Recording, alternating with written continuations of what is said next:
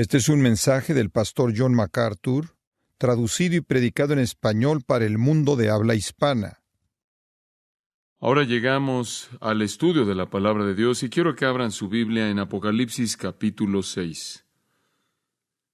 Apocalipsis capítulo 6 presenta el elemento futuro del libro del Apocalipsis. Ahora entramos a la profecía acerca del tiempo del fin. Vamos a estar aprendiendo tanto conforme estudiamos el capítulo 6 de aquí hasta el final de este gran libro. Hay verdad y aplicación en abundancia en cada versículo. No es solo un viaje místico al futuro, no es solo una mirada fascinante de algo que no tiene relevancia para el día de hoy, es muy práctico. Y vamos a permitir que el Espíritu de Dios lo aplique conforme avanzamos. En esta noche quiero hablarles de los 2 versículos del capítulo 6, porque este es el primer sello que se abre acerca del tema. Y el tema es la venida de la paz mundial. La venida de la paz mundial. En el versículo 1 leemos: Vi cuando el Cordero abrió uno de los sellos, y oí a uno de los 4 seres vivientes decir como con voz de trueno: Ven y mira. Y miré, y aquí un caballo blanco, y el que lo montaba tenía un arco, y le fue dado una corona, y salió venciendo y para vencer. Ahora usted recordará que en las escenas, en el capítulo 4 y 5, estamos en el cielo. Y en la escena del capítulo 4, vemos a Dios sentado en su trono. Después, al llegar al capítulo 5, Dios estira su mano y en su mano hay un pequeño pergamino, un rollo sellado con 7 sellos. Esos 7 sellos básicamente tuvieron el propósito de esconder lo que estaba en el rollo. No podía ser roto sin manifestar que alguien había hecho eso. No podía ser leído a menos de que fuera roto, no podía ser roto legalmente, excepto por el que tenía el derecho de abrirlo. Y le dije que ese pequeño rollo era el título de propiedad del universo, y el único que era digno y capaz de abrirlo fue el Cordero, el Señor Jesucristo, el león de la tribu de Judá, la raíz de David, como es descrito en el capítulo 5, versículo 5. La escena entonces es Dios, y Dios está a punto de desatar su juicio. Y en torno al trono hay relámpagos y truenos. Y en medio de esto está la adoración gloriosa de Dios por parte de los redimidos y la iglesia raptada y por los ángeles. Y en medio de toda esta adoración gloriosa, conforme Dios se prepara para actuar en juicio y conforme todos esos seres glorificados celebran su juicio venidero porque es correcto y justo y va a ser una exaltación de Cristo y la gloria de los santos, conforme celebran eso, Dios estira su mano y está en ese pequeño rollo, el cual simboliza el título de propiedad del universo. Tiene que ser retomado del usurpador, Satanás y todos sus aliados. El Cordero, el león de la tribu de Judá, viene, toma el rollo, es digno y capaz, y tiene el derecho de heredar el universo, el que tiene el poder de tomarlo. Y escrito en este rollo está una descripción del juicio, mediante el cual el Señor va a tomar de regreso la tierra. Está sellado 7 veces, como frecuentemente se sellaban los documentos antiguos, para mantenerlo escondido hasta que el heredero legítimo lo abriera. En la apertura de cada sello vamos a ver un drama, el drama desplegado, el drama del juicio venidero, conforme la ira de Dios se desarrolla y se derrama, y Él vuelve a tomar posesión de su universo. Ahora, el primer sello es abierto, como lo leímos en el capítulo 6, y cuando ese sello es abierto, un drama se desarrolla. Una de las 4 criaturas vivientes, las recordarán a partir de los capítulos 4 y 5, dice, como con una voz de trueno: Ven y mira, y miré, y aquí un caballo blanco, y el que lo montaba tenía un arco, y le fue dada una corona, y salió venciendo y para vencer. Aquí está el primer sello. Este entonces es la descripción del primer acontecimiento, la primer característica del fin cuando el Señor vuelve a retomar su mundo. Durante muchos años, muchos cristianos han sido enseñados que las cosas en el mundo se están dirigiendo de manera inevitable hacia una guerra final. A todos se nos ha dicho que nos dirigimos hacia el Armagedón y que quizás nos dirigimos a un holocausto nuclear. Quizás eso es lo que Pedro tenía en mente cuando dice que los elementos se derretirán con calor ardiente, que toda nuestra sociedad y nuestro mundo se va a deteriorar y deteriorar y deteriorar hasta que el holocausto sea inevitable. El mundo, se nos ha dicho, va a caer en un caos mayor y mayor, más profundo, mayor confusión, desastre y muerte. Todos hemos oído del mensaje de condenación, el mensaje de la guerra que se incrementa, crimen, el colapso financiero, etcétera. Sabemos, inclusive las Escrituras lo dicen, que habrán guerras y temblores y hambres y plagas. Vemos al mundo que nos rodea y vemos a la gente preocupada por la manera en la que la sociedad vive, preocupada por las finanzas, preocupada por el alimento y la provisión de alimento, preocupada por el combustible y por la provisión de combustible, preocupada por el ambiente, por la contaminación. A todos se nos ha dicho que enfrentamos en estas áreas, las áreas de nuestro orden social y nuestro dinero y nuestro alimento y nuestro combustible y nuestro ambiente, que enfrentamos un día de condenación. Enfrentamos dilemas imposibles de superar que llevan al globo a un infierno viviente final. Estamos en una pendiente que va hacia la destrucción. ¿Pero realmente esa es la escena? Sí, en últimas, pero no temporalmente. De hecho, antes de que lo peor venga y vendrá, van a haber buenos tiempos. Creo que nos dirigimos hacia una paz mundial, una prosperidad mundial, hacia la seguridad mundial. Antes de que las cosas se pongan mal, van a mejorar. De hecho, muchos líderes mundiales están convencidos de esto. Muchos líderes mundiales, y usted puede leer de ellos o simplemente escuchar lo que se está transmitiendo por televisión, leer las revistas de noticias, inclusive en los periódicos.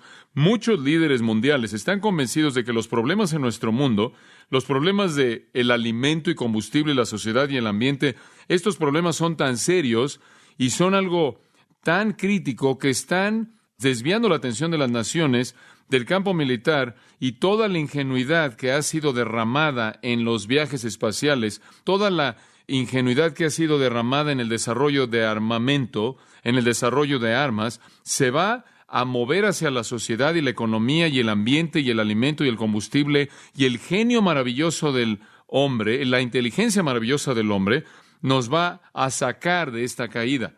El mundo, conforme lo ve usted en el día de hoy, está abriendo sus brazos.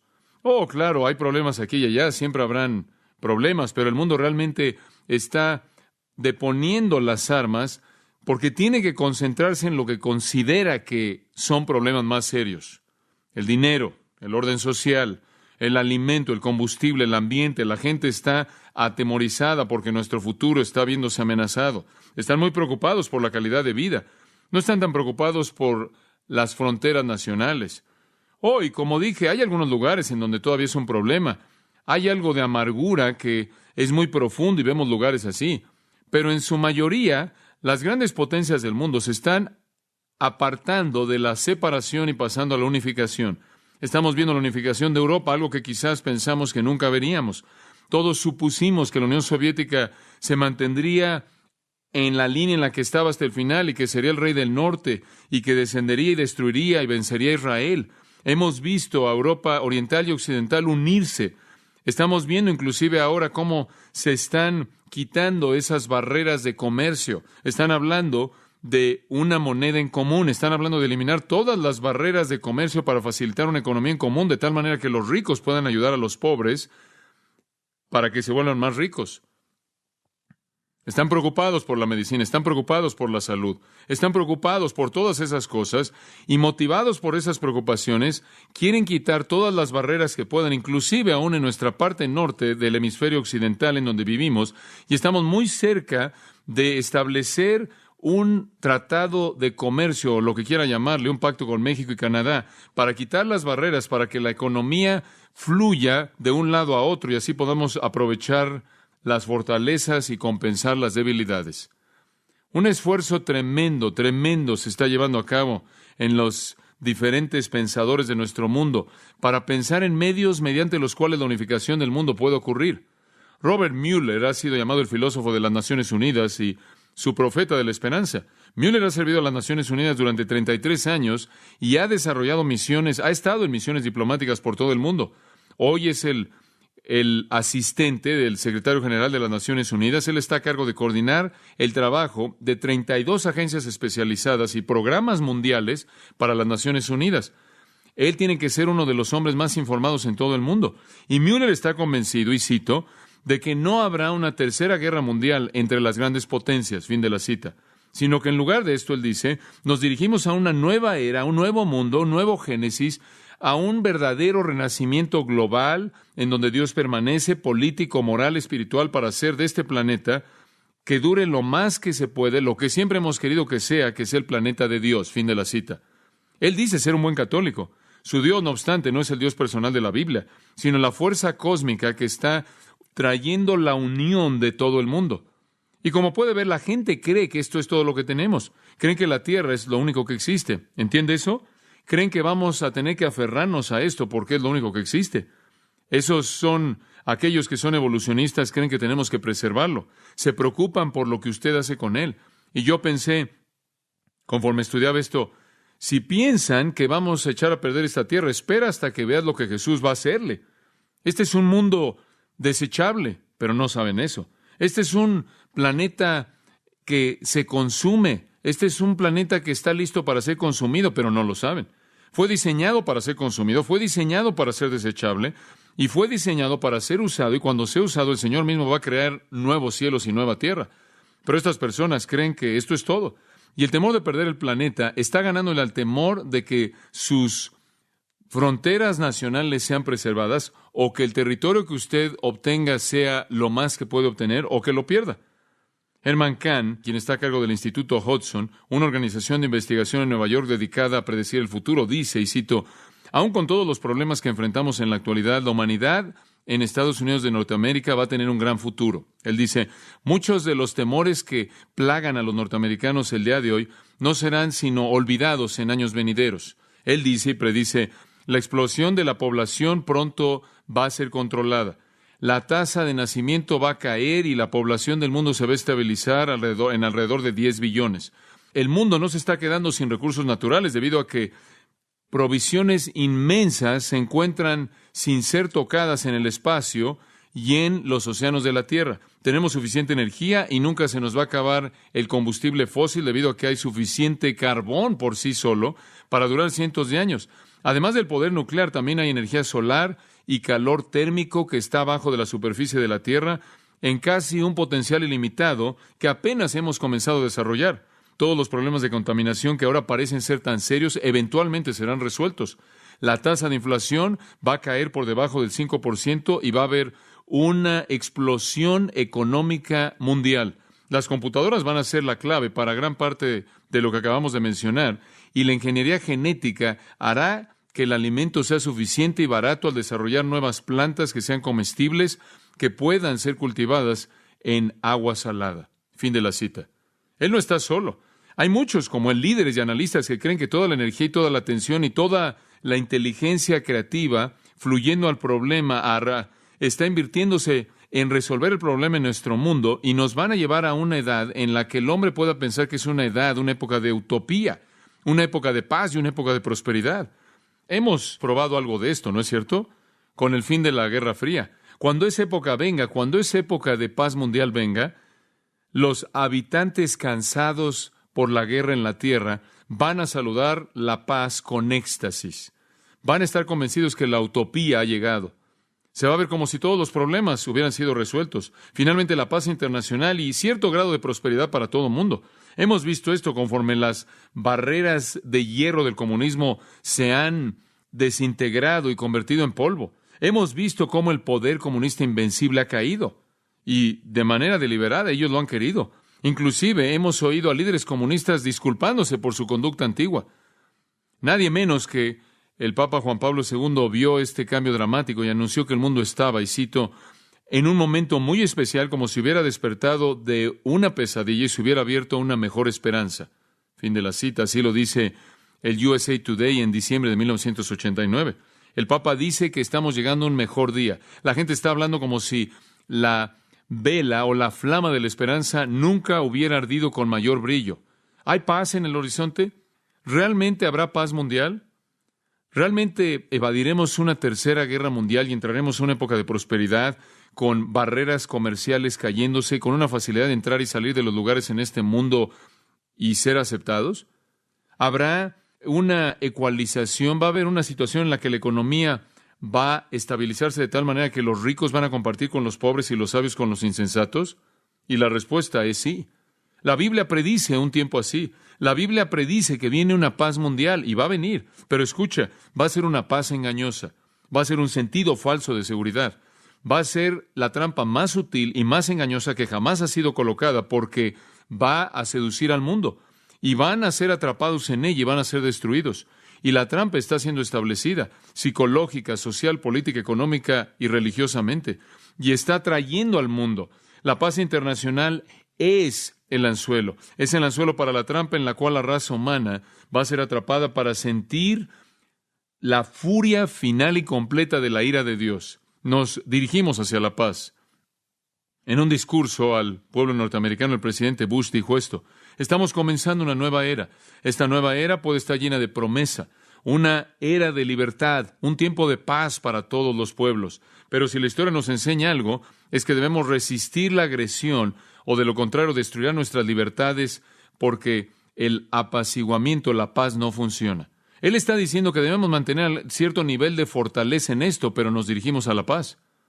Meses antes de eso, Mikhail Gorbachev, ya de manera optimista, dijo, y cito: estamos viendo un orden mundial en el cual la existencia pacífica y la cooperación benéfica mutua basada en la buena voluntad serán las normas universales. Todo el mundo está hablando de paz mundial. Y bien haríamos en recordar que una confianza optimista de que la paz se aseguró caracterizó a Europa precisamente antes de la Segunda Guerra Mundial. Sir Winston Churchill nunca creyó la oferta de Hitler de vender la paz. La biografía de William Manchester de Sir Winston Churchill nos confronta con los recordatorios desagradables y aterradores de Hitler, un hombre que se acercó mucho a ser el anticristo, sin embargo engañó al mundo con sus promesas de paz. Escuche lo que Manchester escribió, y cito: Thomas Jones, quien había estado entrando y saliendo de Whitehall por un cuarto de siglo, escribió en su diario: todo tipo de personas que han conocido a Hitler están convencidos de que es un factor de paz. Él no busca guerra, sino amistad. Al ver a los medios masivos de comunicación después de haber estado en cercanía con Hitler durante una hora, después de haber estado una hora de cerca hablando con Hitler, Lloyd George dijo que él lo consideraba el alemán más grande que estaba vivo. Y un año más tarde escribió: solo desearía que hubiéramos tenido un hombre de su calidad suprema encabezando todos los asuntos de nuestro país el día de hoy. Fin de la cita. Y está hablando de Hitler. Las metas nazi inclusive fueron aplaudidas por cleros anglicanos, un grupo de los cuales expresaron, y cito: la admiración sin límites del lado moral y ético del programa nazi muestran una postura clara para la religión y el cristianismo y sus principios éticos. Fin de la cita. Sir John Simon, el secretario de Relaciones Exteriores de Su Majestad de 1931 a 1935, vio en Hitler no arrogancia, sino un hombre más bien temeroso y no preocupado por los asuntos en Europa Occidental. Y más tarde describió a Hitler al rey Jorge, y cito, como una Juana de Arco austríaca con un bigote. Fin de la cita. Arnold Toynbee, igualmente asombrado por el líder, declaró que él estaba convencido de la sinceridad de Hitler al desear la paz en Europa y la amistad cercana con Inglaterra. Hablamos de ser engañados. Y Churchill nunca fue engañado por Hitler, pero él estuvo casi solo. El engaño fue prácticamente universal y casi todo mundo interpretó de manera equivocada a Hitler y cayeron en su paz falsa y fueron matados. Y va a suceder de nuevo, nada más que ahora no va a ser Hitler, sino que será el anticristo.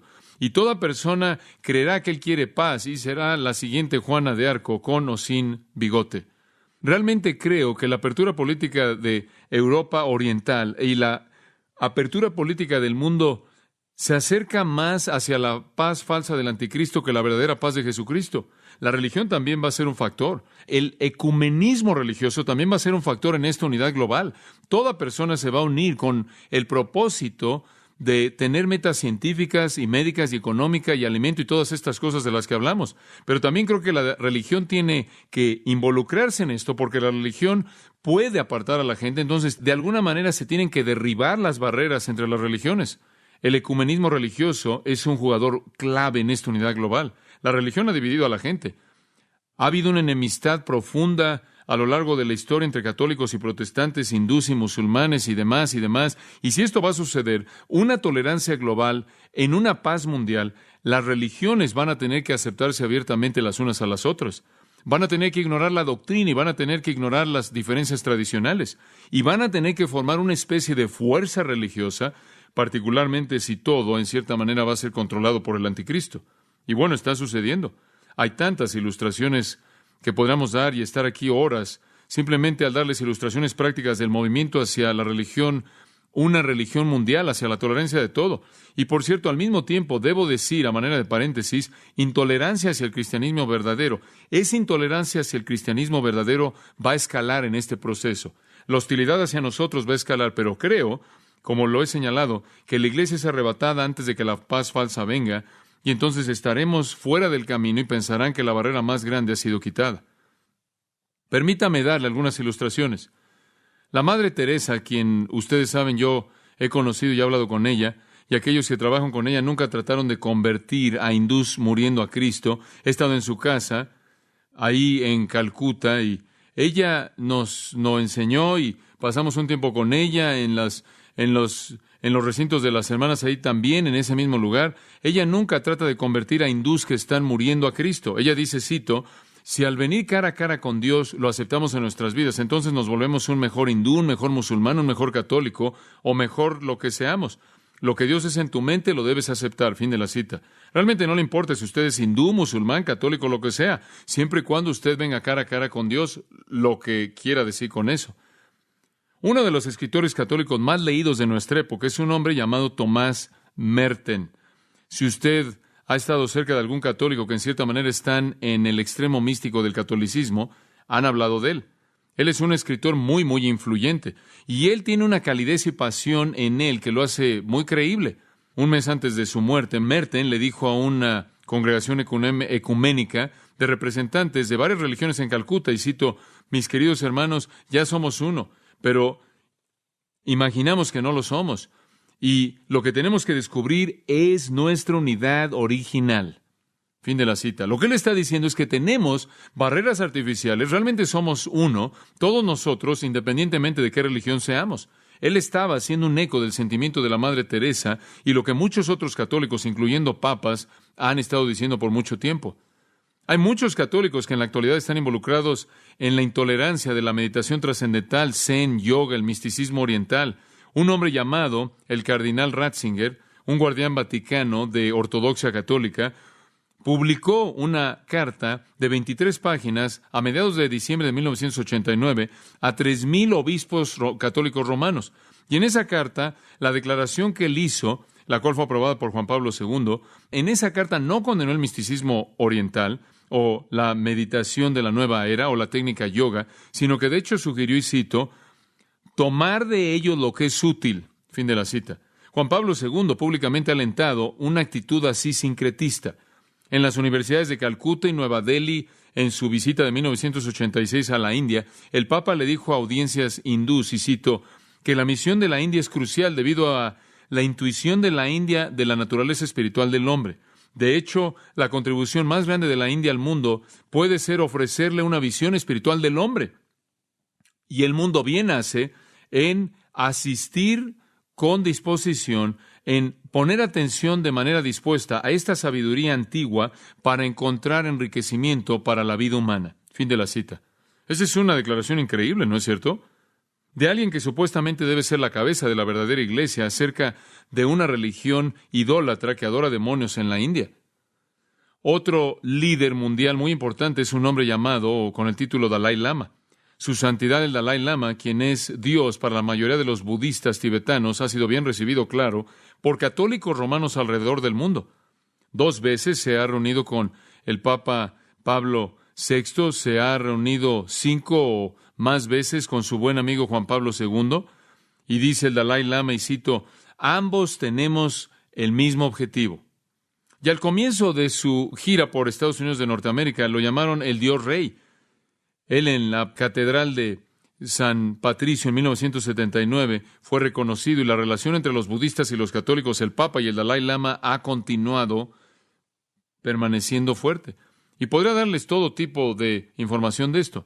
Y tiene alguien como Sun Myung Moon y los Moonies, el fundador de la Federación Religiosa Internacional de la Paz Mundial, por cierto, diciendo, y cito, todos los hombres y mujeres de la religión ahora deben derribar las barreras del sectarianismo para alcanzar la meta más grande de la paz mundial. Fin de la cita. Por cierto, Gorbachev recibió de manera personal a Moon ahí en los recintos del Kremlin, y Moon respondió que la Unión Soviética, con la cual antes relacionaba con Satanás, ahora iba a jugar un papel muy importante en el plan de Dios para construir una paz mundial. Probablemente tenemos casi 100 concilios interdenominacionales en Estados Unidos que se están tratando de unir a todo mundo en algún tipo de paz mundial. En el estado de Washington, pensamos de Washington como un lugar bastante americano, el estado de Washington. Permítame leerle una cita del Concilio Interdenominacional de Washington, Interfe. Swami Boskerunda, un hindú, cantó una oración a Dios en su concilio Interfe. Ismael Ahmad, un musulmán, recitó una breve oración a Dios. La confianza, estuvieron de acuerdo los miembros, en que era su meta más importante a corto plazo. Reuniéndose ahí en la Sociedad Vendata en Capitol Hill, aquellos que firmaron el documento del concilio expresaron sus esperanzas por el grupo conforme estaban enfrente de un altar adornado con retratos de Sri Rama Krishna, Jesucristo y Buda. Mi apoyo y corazón está en el grupo, dice Pasha Moshe Gerhasbe, un miembro de la fe Bahá'í. Boskerunda le dijo al grupo que los hindús creen en la armonía de todas las fes. Fin de la cita. Y el Papa ha declarado, y cito, los cristianos deben trabajar con las otras religiones para asegurar la paz. Estos simplemente son muestras de lo que está sucediendo en la religión conforme se mueve hacia el ecumenismo global. El movimiento de la nueva era encaja con esto. El misticismo, el presidente Bush, usted recordará, después de una reunión en Helsinki en septiembre de 1990, expresó la esperanza de que el plan que se desarrolló en Helsinki consistía en traer el nuevo orden mundial. Y el presidente Bush dijo, esta es la revista Time en septiembre de 1990, y cito, si las naciones del mundo actuando juntas continúan como lo han estado haciendo, podremos colocar la piedra angular de un orden internacional con mayor paz que cualquiera que jamás hemos conocido. Fin de la cita. No creo que nuestro presidente entiende lo que viene. Todo este impulso hacia la paz no tiene nada que ver con el príncipe de paz, pero tiene que ver con un engaño falso, una trampa. El profeta dice, no hay paz para los impíos, no hay paz, pero su pasión por la paz los va a llevar a una trampa del anticristo, conforme Dios usa la paz como el anzuelo para matarlos. Y Jesús advirtió de esto. Pasen a Mateo capítulo 24. En Mateo capítulo 24 quiero llevarlos al versículo 3. Jesús estaba sentado en el monte de los olivos y los discípulos se le acercaron en privado y le dijeron, dinos, ¿cuándo serán estas cosas y cuál será la señal de tu venida y del fin del siglo? ¿Cuándo vendrá el final? ¿Cuándo vendrá el juicio contra el sistema del mundo de maldad y tinieblas? ¿Cuándo vendrás? ¿Y cuándo vendrá el principio de una época nueva y eterna de luz y justicia? ¿Cuándo es el final? Ellos le preguntaron con una expectativa dispuesta y llena de esperanza, y Jesús les responde de una manera bastante interesante. Jesús les respondió y les dijo, versículo 4, mirad que no seáis engañados, porque muchos vendrán en mi nombre diciendo, yo soy el Cristo, y engañarán a muchos. Deténganse ahí. ¿Cuándo va a suceder? ¿Cuándo es el final? ¿Cuándo es el juicio final? Bueno, Jesús dice que comenzará con engaño. Comienza con alguien que viene a engañar, quien dice yo soy el Cristo y trae paz. Yo soy su liberador, yo soy su salvador, yo soy su Mesías. Una proclamación muy engañosa. Y no solo será uno. Noten, si son tan amables, en el versículo 5, muchos vendrán, muchos estarán diciendo esto. Habrán muchos que estarán diciendo, venimos a traer la paz mundial, venimos a traer el nuevo orden mundial. Simplemente puedo ver a los líderes mundiales alineados, ahí enfilados, diciendo que representan la liberación, representan la paz mundial, representan el nuevo día, el nuevo amanecer. Prometen liberar al mundo de sus problemas, prometen paz. Son los arquitectos de la paz falsa que comienza el juicio final. Y eso no dura mucho. Observa el versículo 6. Y oirán de guerras y rumores de guerras. Y versículo 7. Y se levantará nación contra nación y reino contra reino. Y el resultado, hambres, terremotos seguirán. Y después en el versículo 9, y habrá tribulación y persecución y serán aborrecidos de todas las naciones por causa de mi nombre. Y lo que usted tiene aquí, y no vamos a entrar a los detalles, es que Jesús está diciendo, ¿cuándo va a suceder? Primero va a haber un engaño, y ese engaño será seguido durante una época en la que llamamos la tribulación, con guerras, con hambres, con desastres naturales, con persecución. Y aún con todo lo que está pasando, ahora sigue esto, versículo 11, muchos falsos profetas se levantarán y engañarán a muchos. Todavía vienen, ¿y qué dirán? Así como los profetas de la antigüedad vendrán y dirán paz, paz, cuando no hay paz. Siempre será este su mensaje. La paz está a la vuelta de la esquina.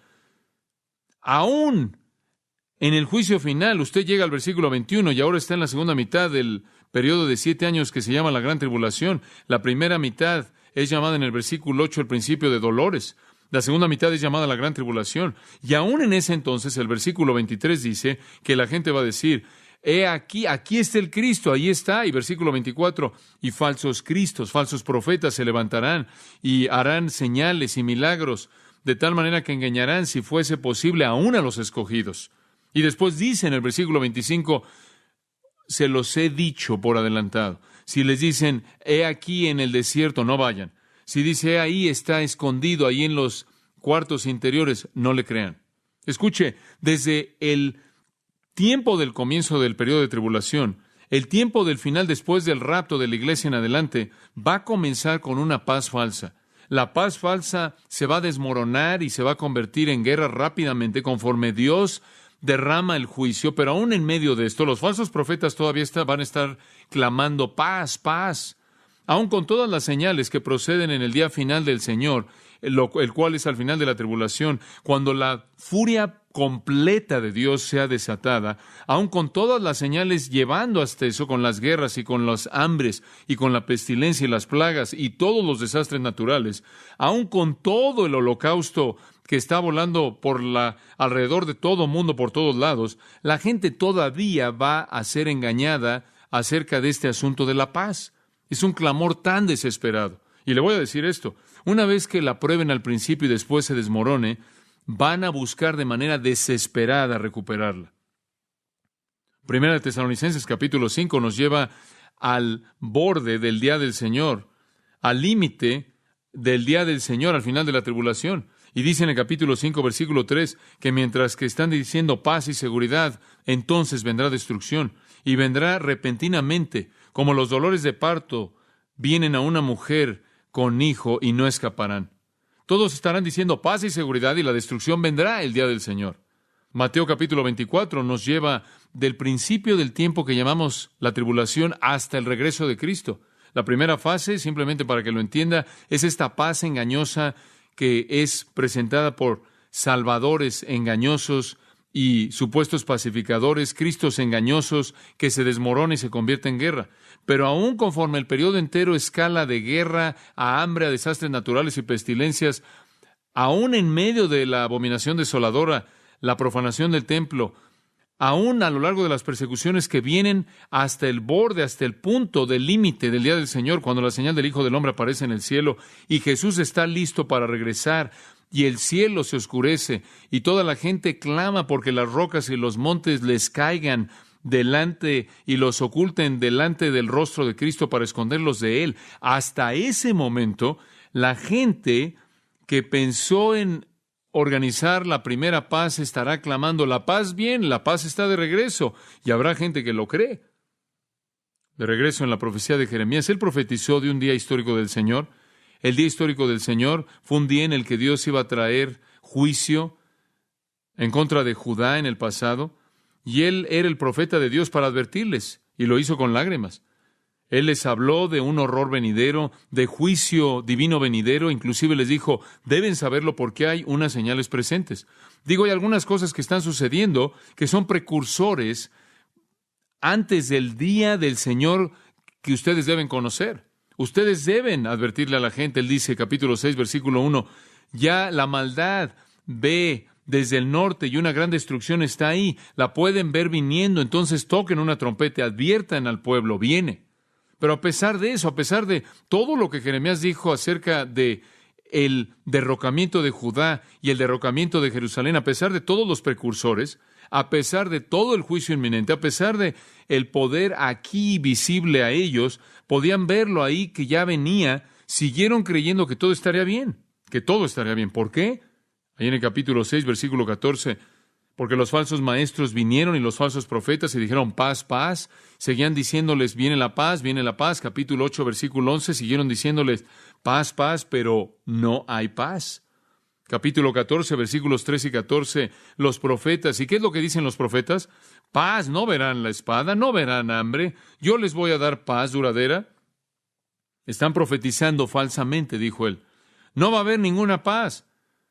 Va a venir el día del Señor, furia, la furia del juicio de Dios. Los falsos profetas siempre dicen paz, siempre hablan del nuevo orden, del nuevo mundo de paz. Entonces, cuando usted llega al tiempo final, ahora puede regresar a Mateo 24 por un momento, cuando usted llega al final, va a comenzar con una paz falsa. Los falsos profetas, los falsos cristos y un gran anticristo, un gran gobernante y líder, y hablaremos mucho más de él en nuestro estudio de Apocalipsis. Este gran anticristo va a estar por encima de los otros falsos cristos y los falsos profetas y los falsos maestros. Van a tratar de organizar esta paz. Va a funcionar por un tiempo y después va a desmoronarse. Entonces, como usted puede ver, el movimiento del mundo hacia una paz global realmente encaja en este escenario. Una paz engañosa está por venir y su venida va a ser guiada por falsos cristos y el anticristo. Y es la primera señal de que el rollo ha sido desenrollado y el primer sello ha sido abierto. Paz falsa. Ahora regresa a Mateo 24 y sigamos un poco la secuencia. Versículos 6 y 7, después describen guerras, rumores de guerra, nación contra nación, reino contra reino. Lo segundo que va a venir es guerra. Lo tercero que va a venir es hambre. Hambre. Lo cuarto que va a venir, versículo 7, terremotos, lo cual representan desastres naturales masivos. Primero paz, después guerra, después hambre, después muerte a través del desastre natural. Ahora, mantenga ahí su dedo en Mateo 24 y vaya a Apocalipsis 6 y va a ver la misma secuencia. Aquí está el primer caballo, un caballo blanco, representa, como veremos en un momento, paz. El segundo caballo es un caballo rojo y representa, ¿qué? Guerra. Él le quitó la paz a la tierra y los hombres se mataron unos a otros. El siguiente caballo es un caballo negro y representa el hambre.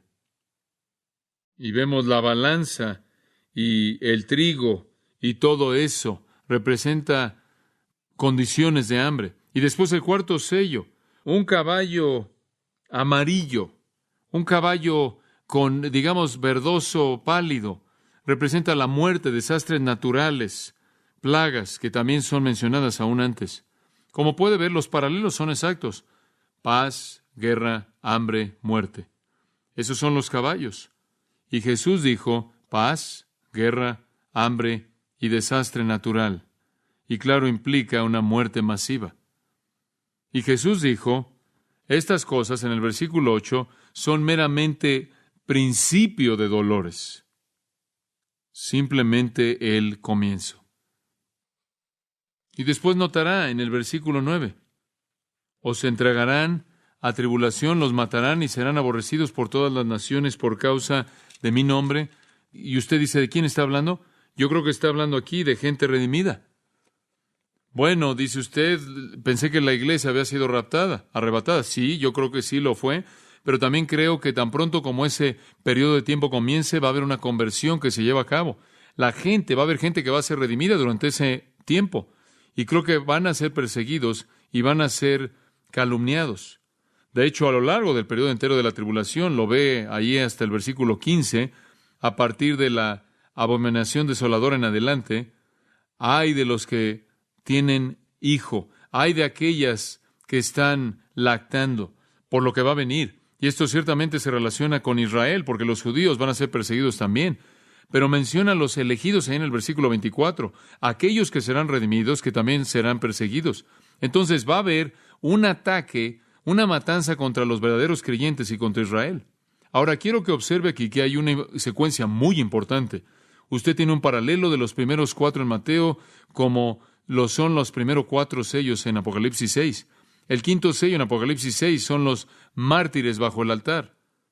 Y el quinto componente aquí en Mateo 24 es que os entregarán a tribulación y os matarán. Es lo mismo. Es la matanza en el capítulo 24 de Mateo que da lugar a los mártires en Apocalipsis 6. Entonces la secuencia es la misma: paz, guerra, hambre, muerte, martirio. Así es en Mateo 24, así es en Apocalipsis 6. Lo que detona la persecución, lo que realmente la echa a andar de manera plena, es el versículo 15. Por tanto, cuando veáis en el lugar santo la abominación desoladora de que habló el profeta Daniel. Esto es cuando el anticristo se presenta a sí mismo por quien realmente es y profana el templo y trata de comenzar a destruir a los judíos junto con cualquier otra persona que se identifica con Dios. Entonces los 5 sellos lo llevan hasta el 6º sello, lo cual introduce o presenta la segunda venida de Cristo, y el 7º sello es su venida y su juicio final. Entonces, los paralelos son idénticos. Si usted lee Apocalipsis 6, los primeros 4 son iguales. El quinto ahí, mártires bajo el altar, el quinto componente aquí es martirio. El 6º sello en Apocalipsis 6, como veremos, el cielo se oscurece, la señal del cielo del hombre. Eso es exactamente lo que usted ve aquí en el versículo 29. Entonces, la secuencia es la misma, absolutamente coherente. Ahora, primero habrá paz. Eso es en lo que nos queremos concentrar. Regresemos a Daniel 9 por un momento y trataremos de concluir con esto. Daniel 9. En los versículos 24 al 27, usted tiene un texto muy importante. Y dice en Daniel 9, 26, después de las 62 semanas, son semanas de años. Usted recordará a partir de nuestro estudio de Daniel que regresamos a Daniel en nuestro estudio y lo relacionamos con 1 Tesalonicenses también. 62 semanas han pasado, el Mesías será quitado. 62 semanas de 7 años. Dios había profetizado, de regreso en el versículo 24, 70 semanas decretadas en Israel. 70 semanas para traer la justicia eterna. Comenzó, como usted recordará, con el rey llamado Artajerjes, y fue 70 veces 7, o 490 años. 483 años, a partir de ese decreto, hasta el día mismo en el que Jesús vino a la ciudad de Jerusalén, las primeras 69 semanas fueron cumplidas. Ahora, eso nos deja con una semana, un periodo de 7 años más bien. Estuvieron las 7 semanas, después las 62 semanas, como lo señala en el versículo 25, y después de que las 7 y 62 semanas sean completadas, el Mesías es cortado, es matado, la ciudad es destruida, el santuario es destruido. Recordará lo que sucedió poco después, en el año 70, y todavía hay una semana que no ha sucedido. Y el versículo 27 lo retoma. Y por otra semana confirmará el pacto con muchos. ¿Quién es? Él es el príncipe que está por venir, versículo 26. El príncipe que está por venir. Él es el anticristo. Él también es llamado en Daniel el cuerno pequeño, capítulo 7, versículo 8, es llamado el rey con una faz de enojo. Capítulo 8, versículo 23, es llamado el rey voluntarioso, o el rey que hace lo que quiere. Capítulo 11, versículo 36. El anticristo viene, ahora observe esto, y él viene y hace un pacto, por otra semana confirmará el pacto con muchos. A la mitad de la semana hará cesar el sacrificio y la ofrenda. Después, con la muchedumbre de las abominaciones, vendrá el desolador, como se llama. ¿Qué es esto? El anticristo. Recuerde ahora, él es el líder de la paz. Él es un Cristo falso. Ya lo hemos visto a detalle. Recuerden, 2 de Tesalonicenses, vimos su carrera a lo largo del capítulo 2. El anticristo viene y guía a los otros falsos cristos y falsos mesías para traer esta paz mundial. Él hace un pacto con Israel. Sí, ciertamente Israel es un jugador clave y los muchos ciertamente se enfocan en Israel debido a que son la nación que se tiene en mente aquí, pero se extiende más allá de Israel. Es un pacto que involucra la protección de Israel, de todos aquellos que pudieran dañarlos. Entonces, es una especie de pacto de paz muy importante. ¿Quién sabe cuántas otras naciones puedan estar involucradas en esto? Pero Él hace un pacto de paz. Así es como el periodo de tribulación va a comenzar. Paz. Paz global. Y el anticristo específicamente hace un tratado de paz con Israel. Un pacto en el cual se compromete a ser su protector, el que hace la paz, su liberador, su Mesías, su Salvador. Pero, en medio de la semana, en medio de los 7 años, esa es la razón por la que sabemos que es un periodo de 7 años, es llamado una semana de años. En medio de la semana, Él va a detener los sacrificios y la ofrenda de grano. ¿Sabe lo que va a suceder? Ese tratado de paz con Israel va a ser tan amplio y tan completo que van a estar de regreso en su sistema sacrificial. Van a estar de regreso ofreciendo sacrificios. Van a estar de regreso ofreciendo sacrificios de grano. Van a tener su templo y en medio de esto, Él va a entrar, va a profanar el lugar y Él lo va a desolar y va a tratar de destruir Israel y conquistar al mundo. Y yo creo que a la mitad de la semana la guerra ya se habrá desatado.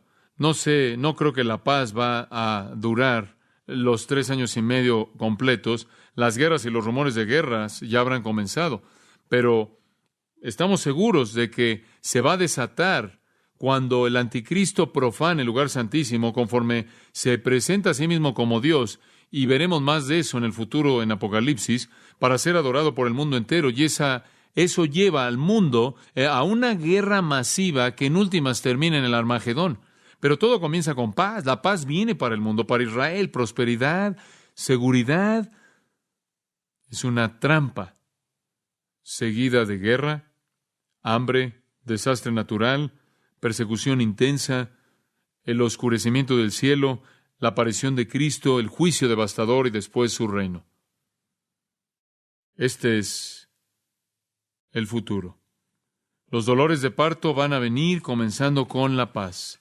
Y como son los dolores de parto, se vuelven más y más duros y están más y más cercanos, de tal manera que hay un movimiento a lo largo de ese periodo de 7 años de un trauma, una rapidez que se incrementa hasta que el acontecimiento sucede. Y después finalmente, cuando la señal aparece, el Hijo del Hombre viene. Y el último toque de furia derrama los juicios de las trompetas y los juicios también que vienen después, los juicios de las copas. Ahora, todo eso nos trae de regreso a Apocalipsis 6. Regresemos ahí brevemente. Usted dice, no has dicho nada acerca de estos 2 versículos, yo sé, pero ¿usted entiende lo que he dicho hasta ahorita? Muy bien. Entonces regresamos a Apocalipsis 6. Y cuando el Cordero abrió uno de los sellos y oyó a uno de los 4 seres vivientes decir como con voz de trueno, ven y mira. Y miré, y aquí un caballo blanco, y el que lo montaba tenía un arco, y le fue dado una corona, y salió venciendo y para vencer. Y entonces vemos aquí que la alabanza del cielo fue tan gloriosa en el capítulo 5, tan gloriosa en el capítulo 4, y ahora de pronto hay un silencio repentino. La escena cambia del cielo a la tierra. El Cordero desenrolla el primer sello, abre el rollo, el título de propiedad del universo. Y Juan ve conforme el Cordero abre el sello, rompe el sello y se revela el contenido, ese documento legal que representa al heredero legal, legítimo y su poder y autoridad de volverse a apoderar de la tierra, y conforme lo abre, ve un caballo blanco, pero no es sino hasta que una de las criaturas vivientes, una de las 4 criaturas vivientes, llama a ese caballo blanco y a su jinete. Una de las 4 criaturas vivientes, ya hemos visto en el capítulo 4 que las 4 criaturas vivientes son ángeles, querubines, el mismo tipo de criaturas descritas en Ezequiel 1, que están por todo en torno al trono de Dios, están alrededor del trono de Dios, y uno de ellos dice a gran voz como trueno, y después de todo el trueno y los relámpagos vienen de ese trueno, y lo recordamos a partir del capítulo 4, versículo 5, es un trono de juicio, y su voz es una voz de juicio, y él dice, ven, ven. Inmediatamente un caballo blanco viene con un jinete, y usted dice, bueno, ¿qué es esto? Bueno, los caballos aquí están asociados con la guerra. Me gustaría tener el tiempo de hacer una pequeña teología del caballo, pero no podemos. Los caballos representan poder, magnificencia, majestad, conquista. Y aquí viene este caballo y viene un jinete montándolo. No necesariamente es una persona, porque el caballo rojo y su jinete, y el caballo negro y su jinete, y también el caballo amarillo pálido o verde y su jinete, como algunos lo han designado, tampoco son una persona. Son representantes. Estos representan algo y veremos eso. Simplemente una nota aquí, al margen. El Cordero rompió uno de los 7 sellos para recordarle que 7 es número de término, de algo que está completo. Esa es la razón por la que hay 7 sellos, 7 trompetas, 7 copas, porque eso completa el juicio. Cuando todos sean completados, el universo es de Cristo, el reino ha venido y el milenio está aquí.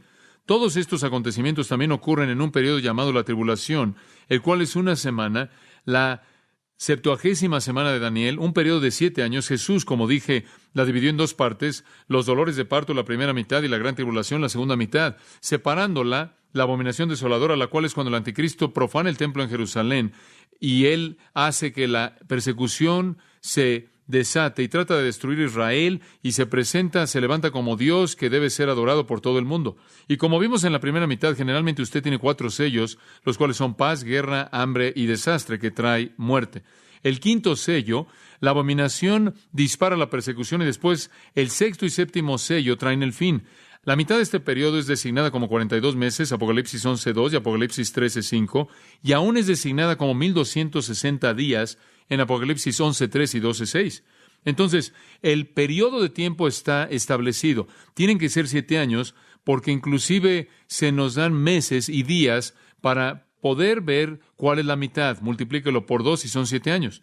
Nuestro Señor regresa, las Escrituras dicen en Mateo 24:29, inmediatamente después de la tribulación de esos días. Entonces, al final de los 7 años, Cristo regresa. Ahora, habiéndole dado el contexto, estamos al principio. El sello es abierto, la voz del querubín dice, ven, y él viene. ¿Quién es este? Algunos dicen que es Cristo. No, no puede ser Cristo. ¿Por qué? Porque Cristo está abriendo el sello. No puede ser Cristo. Este jinete tiene unas stéfanos, esa es una corona que usted gana como un premio. Cristo usa una diadema como corona. Esa es una corona real, porque en el capítulo 19 ahí lo vemos de esta manera. No puede ser Cristo porque Cristo no viene al principio, Él viene al final. No puede ser Cristo porque Él no lleva un arco, Él lleva una espada. Algunos dicen que es el anticristo. Bueno, ciertamente está ahí, ciertamente incluye al anticristo. Pero los caballos no representan individuos, representan una fuerza, una guerra como fuerza, el hambre como fuerza y así también la muerte. Ciertamente el anticristo es el hombre primordial en la paz, pero el caballo y el jinete representan la paz. Él no está solo, hay muchos anticristos, muchos falsos cristos, muchos impostores, y este caballo y su jinete representan la paz falsa guiada por el anticristo. Usted dice, ¿cómo sabe que representa la paz falsa? Bueno, el hecho de que tiene un arco es un símbolo de un guerrero, pero si usted tiene un arco también necesita algo más. ¿Qué? Una flecha, pero él no tiene ninguna.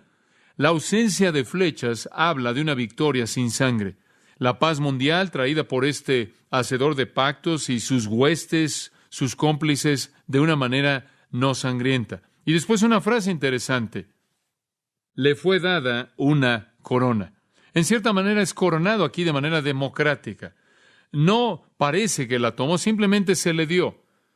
Como si él hubiera sido honrado por el mundo y elevado y ha recibido prominencia. En esta paz él ha sido hecho rey por parte del mundo. Todo se somete a la paz, y debido a que el arquitecto de la paz es primordialmente el anticristo, todo lo sirve a él. Él es recompensado con la corona, la cual es una recompensa, un estéfanos, en lugar de una diadema, la cual es una corona de rey que le pertenece solo a uno que está en una línea legítima real. La paz es el rey, y la paz es el rey coronado por el mundo. Él salió conquistando y para conquistar. Él llevó a cabo una serie de triunfos trayendo la paz mundial. Este es el engaño del cual habló Jesús cuando dijo que muchos serían engañados. Esta es la época dorada, esta es la utopía que el anticristo ayuda a establecer con su pacto con Israel, del cual habló Daniel, paz, una paz falsa, engañosa, guiada a nivel mundial por muchos falsos mesías y guiada por el anticristo. Y claro, una vez que la paz está establecida, el anticristo llega hasta la cúspide. De hecho, en 2 de Tesalonicenses 2:9, él dice que vendrá con todo poder y señales y maravillas falsas, con todo el engaño de impiedad para aquellos que perecen, y Dios enviará una influencia engañosa para que crean lo que es falso. ¿Por qué? Para que puedan ser juzgados. Dios va a engañar al mundo. Él va a dejar que el engaño corra. Todos van a entrar en esta paz falsa, se van a postrar ante este gran líder mundial, quien es el epítome de esto. Y es una trampa en la cual van a ser atrapados y matados. El mundo se dirige hacia la guerra, pero primero se dirige hacia la paz. Padre, gracias por esta verdad. Ayúdanos a poder identificar las señales de los tiempos y ver el camino al cual se dirige nuestro mundo. Tantos hablan de paz, tantos movimientos acerca de la paz. Podríamos estar muy cerca del tiempo cuando tú vengas por tu iglesia. Te damos gracias porque en todo esto no tenemos que temer, porque nuestra esperanza no se encuentra en esperar al anticristo, sino a Jesucristo mismo, quien nos llevará al lugar preparado para nosotros en gloria. Te damos gracias porque vivimos con una esperanza eterna del cielo, pero también sabiendo que al saber lo que viene tenemos la responsabilidad de advertirle al mundo que están por caer, por creer en una paz falsa, y el único que les puede dar paz real es el príncipe de paz, Jesucristo. En los días que tenemos, que prediquemos la paz verdadera en el nombre de nuestro Salvador.